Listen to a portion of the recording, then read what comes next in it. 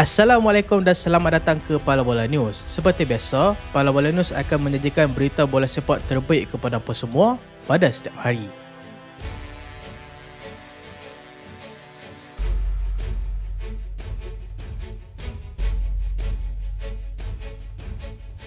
Legenda hidup, Messi atasi rekod closer. Argentina rata Austria 2-0. Lionel Messi sekali lagi membuktikan statusnya sebagai watak pembeza apabila memecahkan rekod jaringan Piala Dunia milik Miroslav Klose, membawa Argentina menewaskan Austria 2-0 dalam aksi kumpulan J. Biarpun gagal menyempurnakan penalti awal, Messi bangkit dengan sentuhan klinikal yang melenyapkan segala keraguan, sekaligus memastikan juara bertahan itu mara kepusingan kalah mati. Dengan rekod 8 perlawanan tanpa kalah, Austria di bawah kendali Ralf Rangnick telah memberikan tentangan fizikal yang hebat melalui Sabitzer dan juga Alaba.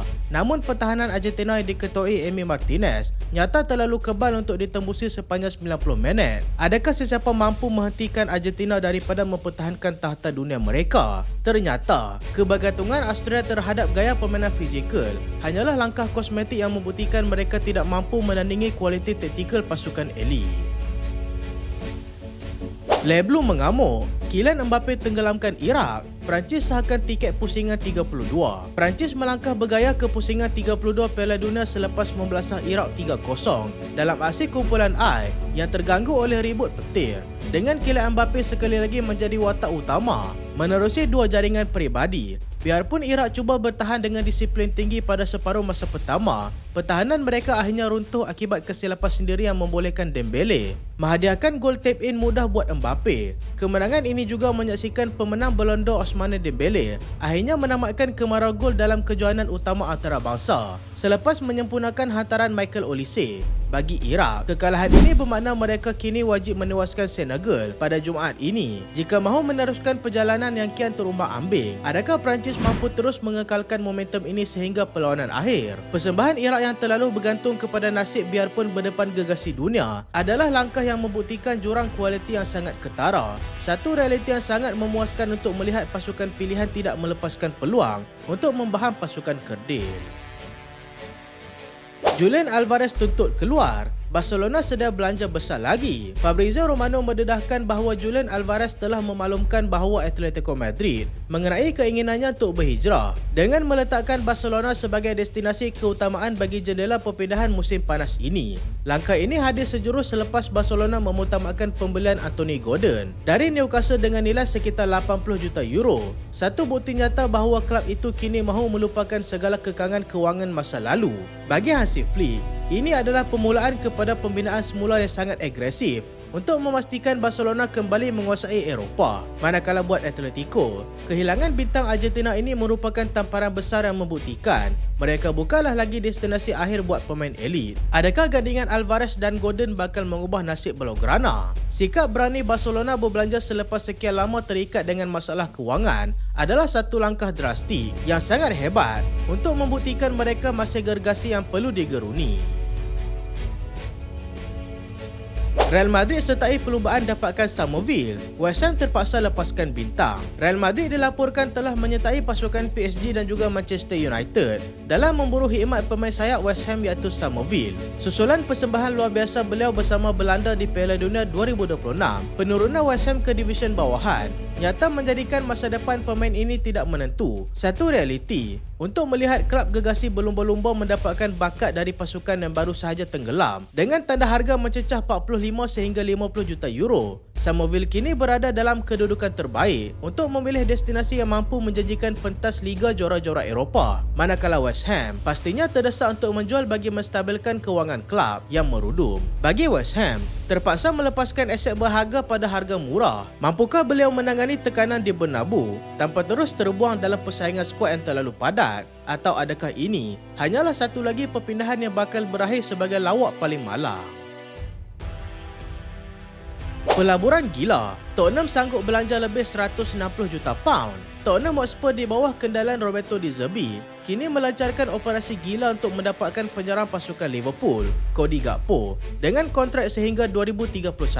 Susulan laporan bahawa bintang itu tidak lagi tenang selepas Arne Slot dipecat pada Mei lalu. Bukan itu sahaja, Spurs turut menyediakan bidaan besar melebihi 100 juta pound untuk maestro tengah Newcastle Sandro Tonali, biarpun terpaksa bersaing sengit dengan gegasi seperti Manchester City dan Arsenal. Langkah agresif ini jelas merupakan satu tindak balas pantas selepas mereka sekadar menamatkan Liga di tangga ke-17 pada musim lalu, satu rekod memalukan yang memaksa De Zerbi melakukan rombakan radikal demi menyelamatkan maruah kelab. Bagi Gakpo dan Tonali, berpindah ke kelab yang sedang melakukan pembinaan semula adalah perjudian besar. Namun bagi Spurs, ini adalah satu-satunya jalan untuk memadamkan memori ngeri penyingkiran yang hampir berlaku pada musim lepas. Mampukah mereka menguruskan dana sebesar ini tanpa melanggar peraturan kewangan? Atau adakah ini bakal berakhir sebagai lawak paling malang dalam sejarah perpindahan?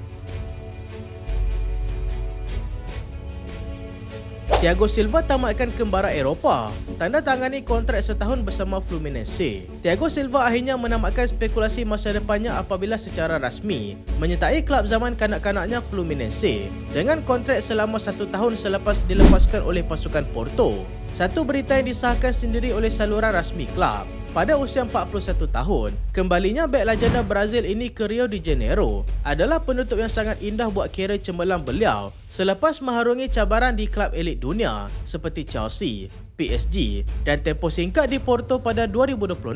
Keputusan Silva untuk pulang ke tanah air biarpun mungkin masih mempunyai tawaran lain membuktikan beliau seorang pemain yang memiliki jiwa. Satu realiti untuk melihat pemain veteran itu tidak sekadar mengejar wang di Liga Pencin, tetapi memilih untuk berbakti kepada akar umbi. Bagi Fluminense, membawa pulang kapten berpengalaman ini adalah langkah drastik yang sangat memuaskan untuk meningkatkan moral pasukan dan membimbing bakat muda. Manakala bagi peminat bola sepak, kembara beliau adalah bukti bahawa kualiti kepimpinan tiada tarikh luput. Mampukah beliau memberikan impak di Liga Domestik Brazil yang sangat mencabar secara fizikal?